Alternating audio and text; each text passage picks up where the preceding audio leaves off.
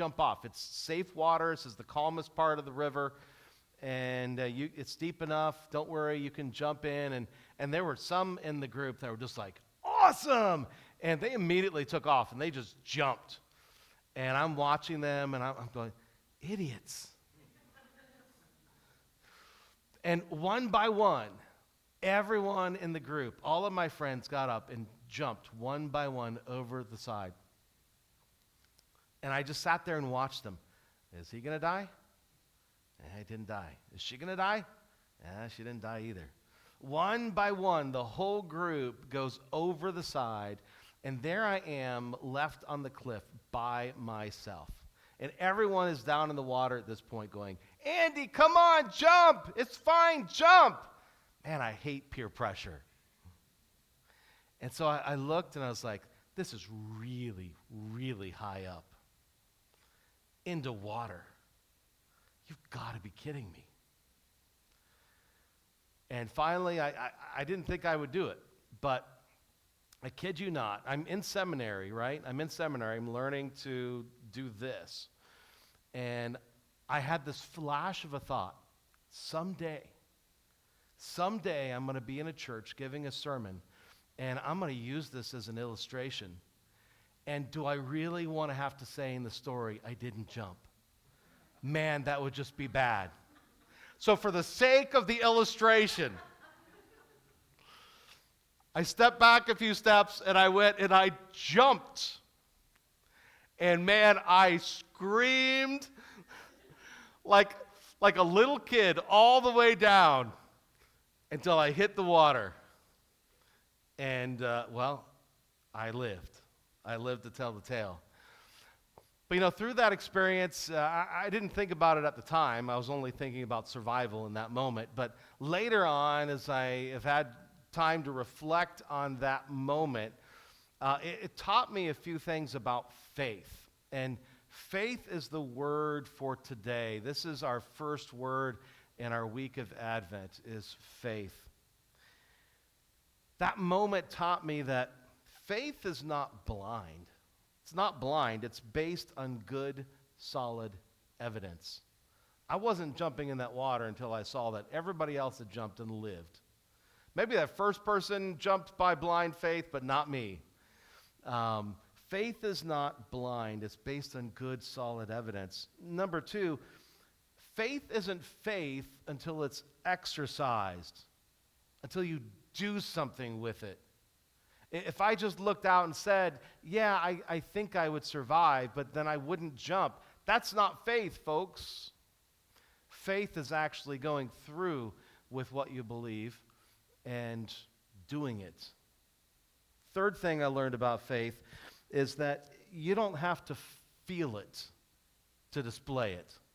You don't have to get to the point where, okay, now I feel like I can do this. We spend way too much time in our culture today talking about our feelings and being guided by our feelings. Well, I feel like, in some respects, your feelings don't matter when it comes to faith.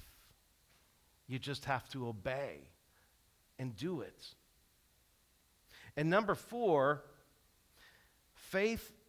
having faith doesn't mean that you're not going to scream and flail all the way down.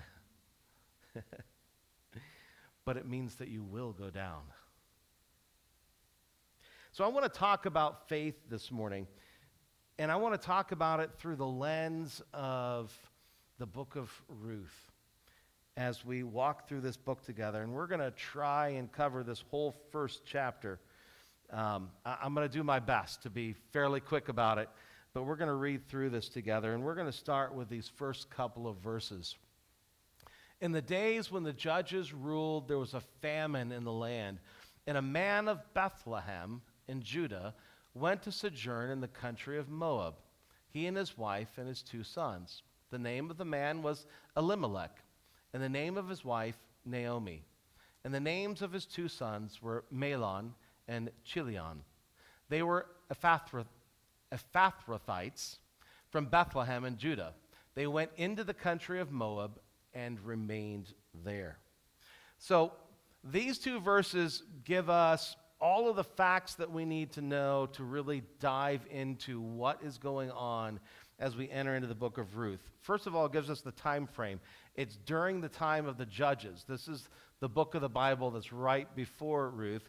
And so Ruth is set during that period, which places the book of Ruth anywhere from 1,000 to 1,300 years before Jesus was born.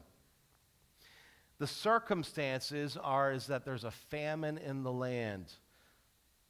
There's no rain, and therefore there's no food. And if you look back into the book of Judges, you'll see that the people of Israel were constantly obeying God and then utterly disobeying God. And God would use two things to discipline his people. He would send another nation against them in war, and he would use famine to try to get his people to come back to him. So this is what's happening during that time. And we get the who. We're dealing with Elimelech, Naomi, and their two sons, and they are from Bethlehem, of all places. I say of all places because it's not like saying, oh, they're from New York City, because there are so many people from New York City. No, Bethlehem was this tiny little village. It was especially tiny back then. There was hardly anybody that came from there. And yet it's from this place, what are the odds that the book of Ruth is set, and later on David, King David is born, and later on, of course, Jesus is born in the town of Bethlehem. What are the odds here? And they're traveling to the land of Moab. Now, this is very interesting why they would choose Moab to travel to, because these were the absolute enemies of the people of Israel. And they believed in things like human sacrifices to their gods. Why did they go there? They were scared. There's no food. And they looked around in Bethlehem, and though other people stayed, they said, we're getting out of town. God's not going to feed us. We got to find food on our own. They were scared, and we'll see through the story, they had a lack of faith in this moment. And so they went to, the word here is sojourn. Sojourn, which means just a temporary time. They're thinking, we'll just go here for a little while. We're just kind of traveling through. It's just temporary.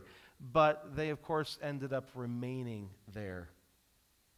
It's amazing how we often fool ourselves in thinking, I'll just do this for a moment, or I'll just go here for a moment.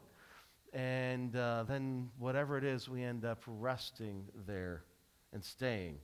And this is what they did until some very bad things happen in the story. Verse 3. But Elimelech, the husband of Naomi, died, and she was left with her two sons. These took Moabite wives. The name of the one was Orpah, and the name of the other, Ruth. They lived there about 10 years, and both Mahlon and Chilion died, so that the woman was left without her two sons and her husband. So, this is the bad part of the story. They're sitting there in Moab. They're supposed to be in Bethlehem. And while they're there, all of the men in the family pass away. They all die. Now, somewhere in that 10 years, these two sons got married. And so now Naomi is there without anyone that she left Bethlehem with, but she has these two daughters-in-law.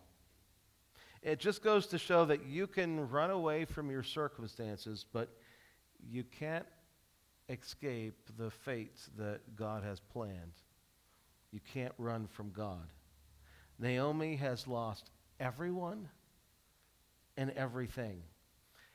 And she's stuck in a foreign land that is not going to be kind to her as a widow until she hears some good news. Then she arose with her daughters-in-law to return from the country of Moab, for she had heard in the fields of Moab that the Lord had visited his people and given them food. So she set out from that place where she was with her 2 daughters-in-law, and they went on the way to return to the land of Judah.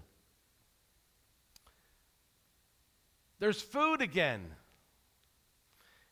And she says, I'm going home. I'm going home. Where's that home? Bethlehem.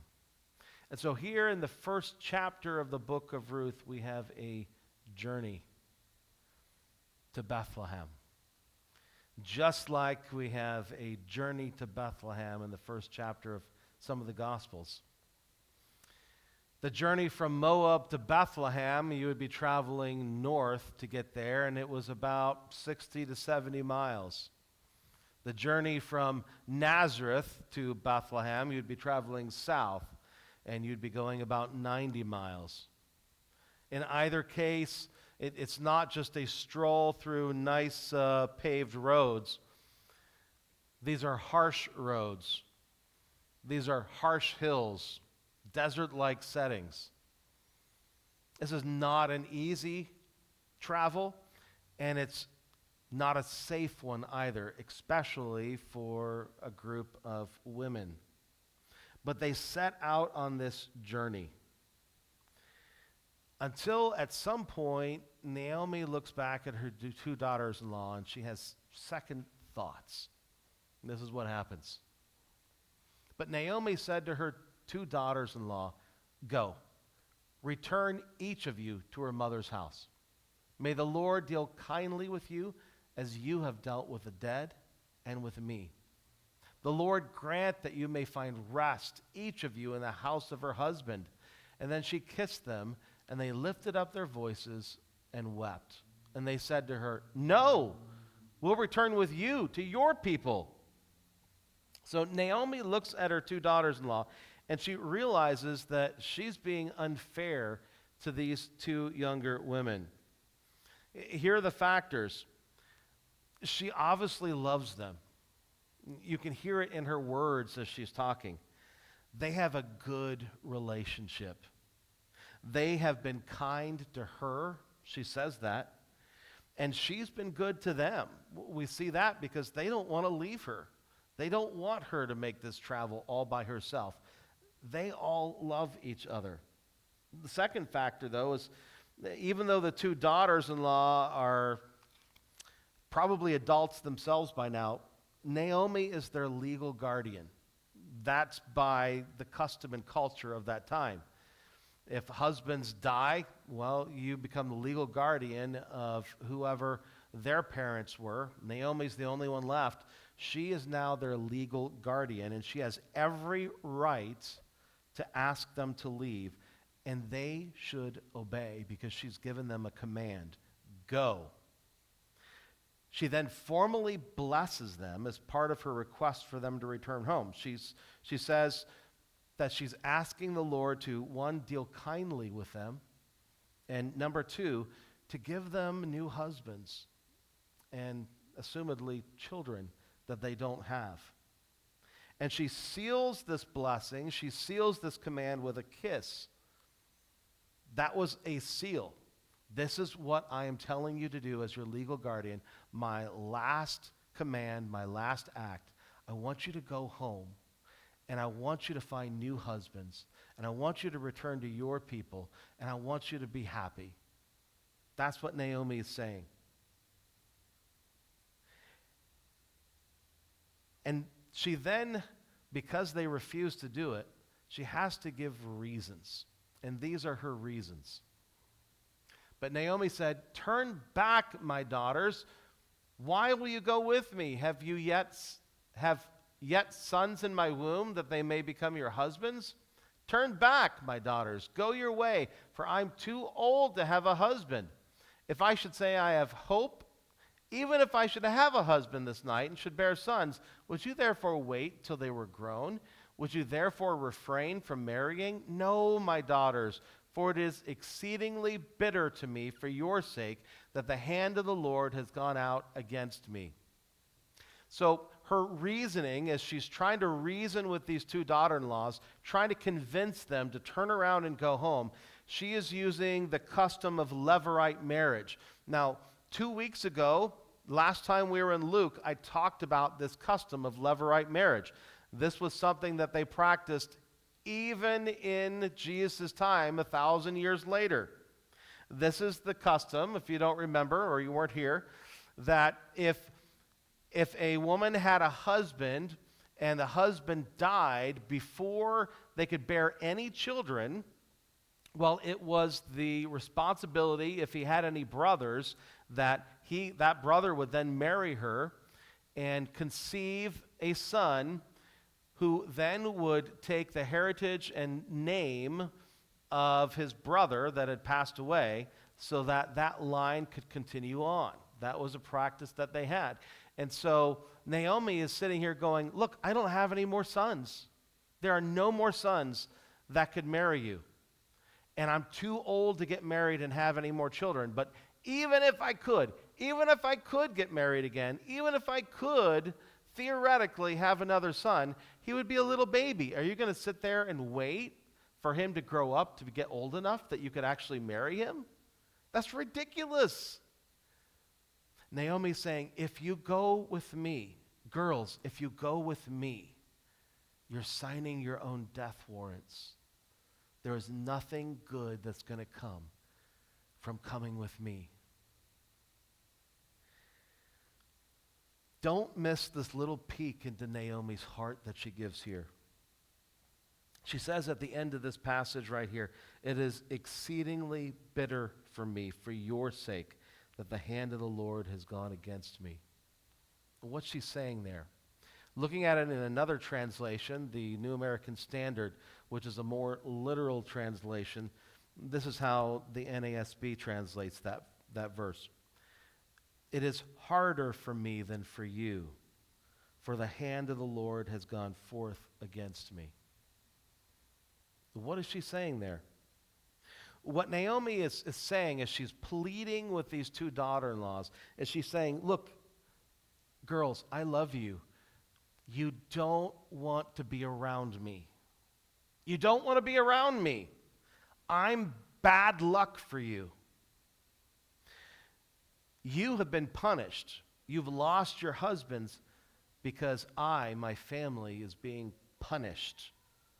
But if you get away from me, you might just be fine, because God's just going to continue to punish me for the rest of my life. I'm never going to escape this punishment. This is the way it's going to be. You stay with me, and you're going to fall into the same punishment that I'm under. That's some mighty stuff. Naomi is saying, I am being punished.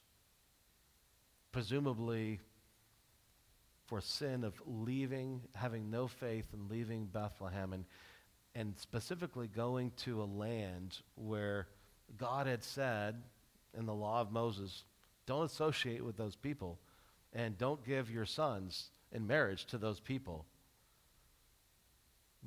Their family disobeyed God, and she knows it, and she's saying, we're being punished. But the thing is, in her mind and heart, she's saying, and God's just going to keep punishing me. He's never going to forgive me. God is vindictive. God is cruel. That's what she's saying. You see, Naomi, she believes in Jehovah. Absolutely believes. She worships Jehovah, but she doesn't really know him. Not really. She doesn't really understand who he is or what he's really like. Her faith is shallow. And she realizes she wasn't ready to jump off the cliff when they were in Bethlehem. I'm going to stay and trust God to take care of us. And she's not ready to jump off the cliff now. She thinks that she's just going to continue to be punished. Several weeks ago in youth group, we were going through a unit, and we were talking about the difference between questioning God, having questions, and doubting God. That those two things are very different. That questioning God is okay. David does it all over the place in the book of Psalms. He constantly questions. When you question God, you're saying, God, I don't understand why this happened. Why did this happen? I don't get how this can be good. I don't get that. And those questions are okay. God can handle those questions. He wants us to pour out our heart and our feelings to him. But doubt is another thing entirely. Doubt has to do with not understanding and doubting his character, who he is. We can question things that we don't understand, but we can't doubt the fact that God is good, the fact that he loves us, the fact that he's sovereign, the fact that he's forgiving. Those things we can't do. And so when we look at what does it mean to have faith, having faith doesn't mean that we've got all the answers or that we're not questioning what's going on in a circumstance in our life. We can do that. What's going on, God? Why is this happening to me? What is going on? That's okay. But faith does mean that in the midst of those questions that we trust God to be God. We trust him to be who he is, even if we don't get it, even if it hurts, even if it's scary. Warren Wiersbe says this, that's what faith is all about, daring to believe that God is working everything for our good, even when we don't feel like it or see it happening.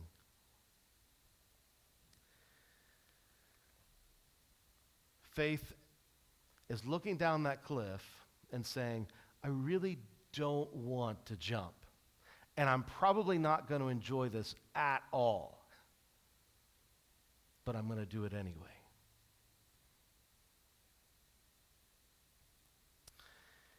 And so we're at this crux moment in the story.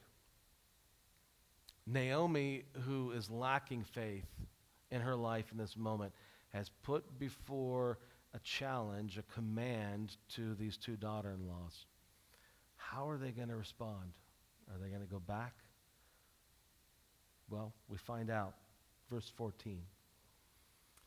Then they lifted up their voices and wept again.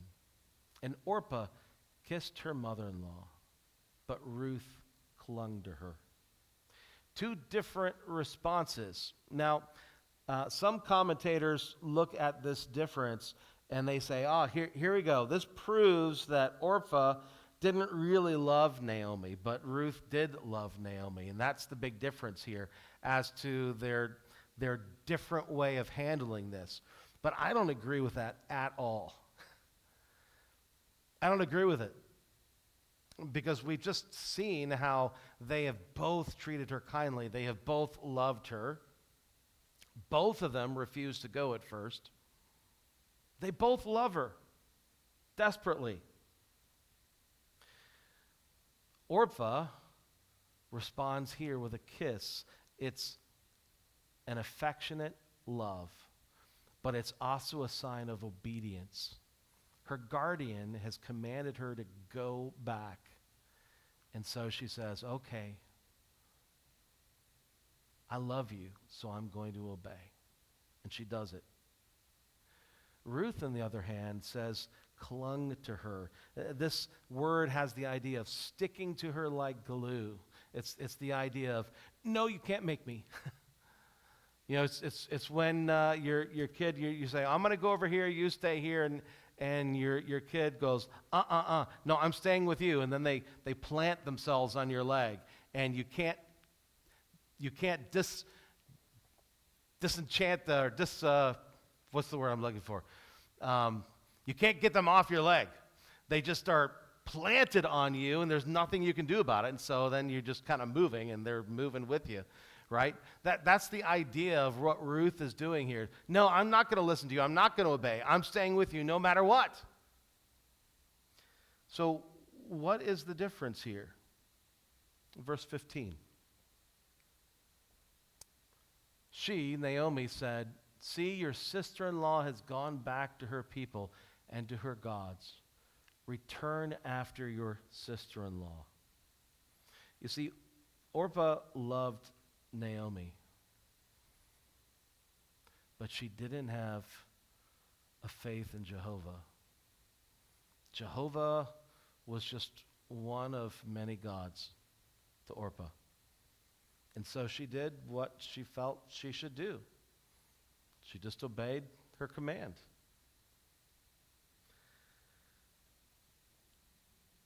Ruth, on the other hand, loved Naomi, but she also had a true living faith in Jehovah. And that steers her in another direction. And this is what Ruth has to say about it. But Ruth said, "Do not urge me to leave you or to return from following you. For where you go, I will go, and where you lodge, I will lodge. Your people shall be my people, and your God, my God. Where you die, I will die, and there will I be buried. May the Lord do so to me and more also, if anything but death parts me from you." And when Naomi saw that she was determined to go with her, she said no more. So this is one of the most passionate declarations of devotion and faith in the entire Bible. In one fell swoop, Ruth officially and with finality renounces everything and everyone that she's ever known in her entire life. It's not just that she's committing here to go to Bethlehem, to travel to a place with Naomi. It's that she's saying in here, I'm never going back. I am never going back to the only place that I've ever lived, the only culture that I've ever known, and the only people that I've ever been around. I am never going back there. I'm going with you, and I'm staying with you until the day that I die. She was committed, absolutely committed. The Hebrew is a little more crisp with finality than the English translation. In the Hebrew, it's translated more like, your people, my people. Your God, my God. It's just very distinct. It's very abrupt. It gives the heart attitude of, this is the way it is. And it's not going to change. This is what it looks like. Now, you might look at this and you might think, man, she's got nerves of steel. I could never be like that.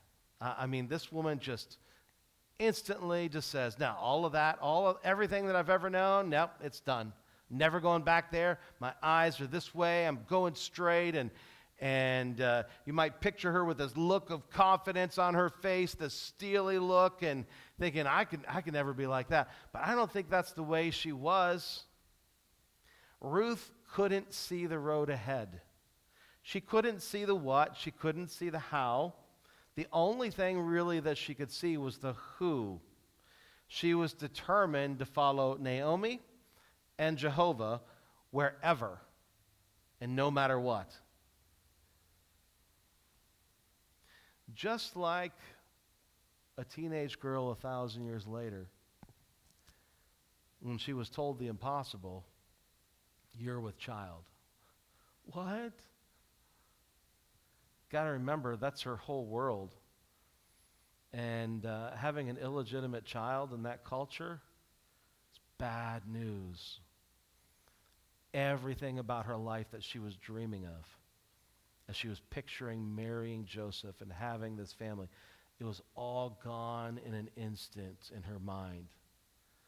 You don't think Mary was scared? You don't think Mary was just like, what is going on? But even with all of those emotions and uncertainty, she looks at the angel and he says, may it be unto me as you have said. And Ruth is doing the exact same thing here. Her displaying faith, her exercising that faith, taking this leap off of the cliff. It doesn't mean that she wasn't going to weep and be sad on the way there and at different times in her life. It doesn't mean that she wasn't going to miss her family. It doesn't mean that she wasn't going to be frustrated trying to figure out this new culture she was going to, or be scared, or even occasionally depressed. Her faith means that in spite of those things, in spite of those feelings, she was going to keep trusting God to lead and guide her all the way. So let me ask, how's your faith? Have you jumped off of any cliffs lately?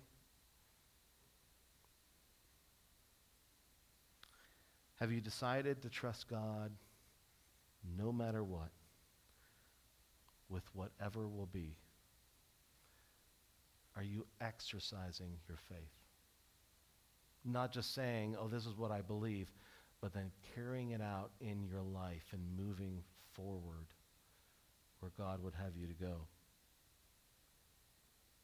For some of you, it's time to jump. For some of you, you've been just staring down that cliff and watching other people maybe go down. And you're like, oh, not me. Maybe for some of you, it's time to take that leap of faith and jump. Because your faith can either be like Ruth's or it can be like Naomi's. And that has consequences for the rest of our life. Let's look at the consequences for Naomi here. So the two of them went on until they came to Bethlehem. And when they came to Bethlehem, the whole town was stirred because of them. And the women said, is this Naomi? She said to them, don't call me Naomi. Call me Mara. For the Almighty has dealt very bitterly with me. I went away full, and the Lord has brought me back empty. Why call me Naomi when the Lord has testified against me, and the Almighty has brought calamity upon me? They get to Bethlehem, and they walk in, and the whole town is stirred up. Again, not a big place. So everyone starts talking. Hey, did you see who came in? Hey, look. And they look, and they recognize that it's Naomi, but they're shocked. Not shocked because they haven't seen her in 10 plus years, but shocked by how she looks. That's the force of the Hebrew there. They're looking at how she physically looks. She physically looks drawn and depressed and older and bitter. And she herself says, don't call me Naomi anymore. That word, or the name Naomi, means pleasant. And she no longer wanted to be associated with being pleasant anymore. She says, call me Mara, which means, of course, bitter. Bitter. This is what the Lord has done to me and what he's going to continue to do for me the rest of my life. Here's the reality. Lack of faith always eventually leads to misery and bitterness. It leads to us saying humbug instead of hallelujah. Faith, on the other hand, And we're going to see as we travel into chapter 2, faith always leads to hope. Hope. That's going to be the second word in our Advent calendar. It leads to hope because God always blesses faith. That doesn't mean it's easy. That doesn't mean we won't cry. That doesn't mean we won't be frustrated or question. It means we'll simply trust and keep moving on. That is faith. So as we move into the Christmas calendar, we light the candle of faith. Maybe. There we go. And my challenge for you and encouragement to you this week is that you would allow God to do a heart check on you. Where is your faith? Do you have faith? Are you ready to jump off that cliff? A couple questions as we close this morning. Do you have faith in God? If so, how are you exercising it? What cliffs are you trusting him with?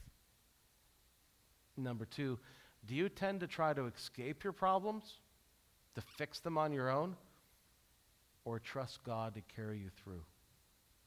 And number 3, what is one situation or circumstance or problem or hurt that you can trust God with this week? Let's make it practical. What are you going to trust him with this week? What are you going to jump off that cliff about and trust that he's going to catch you and carry you through? You can scream, you can flail, but jump. Would you pray with me? Lord Jesus, we give you praise and honor and glory for who you are. We thank you for what you did for us again 2,000 years ago in coming to this earth as a baby. We thank you for the example of Ruth as well. She had no reason to have faith. It wasn't her culture. Didn't have the best of role models with this faith. And yet, against all odds, she believed and trusted you. Lord, that we would too this week.